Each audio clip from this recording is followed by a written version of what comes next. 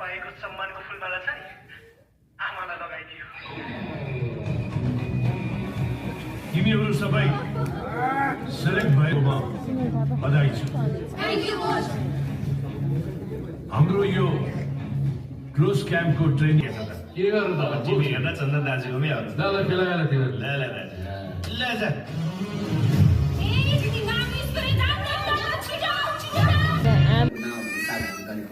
आमा तपाईँलाई एबिसिडी आउँछ?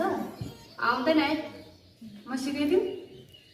पर्दैन अब तैँले जानिहालेको छस् त्यति भएपछि मलाई पुगिहाल्यो तर मलाई पढ्न लेख्न नआए पनि कहीँ कतै अङ्ग्रेजीमा तेरो नाम देख्यो भने चिन्छु छानिएका खेलाडीहरूमा एक किसिमको उत्साह लागि कपाल खान्छ र आगामी खेलको लागि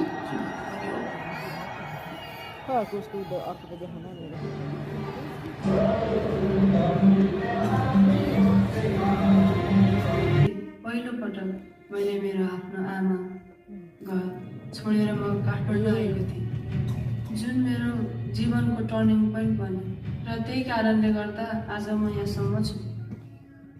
सम्झिन मन नलाग्ने त विगत भयो तर सम्झिरहन मन लाग्ने फुटबल फुटबल ठुलो दुनियाँ थिएन तैँले मेरो लागि संसार जितिस छोरी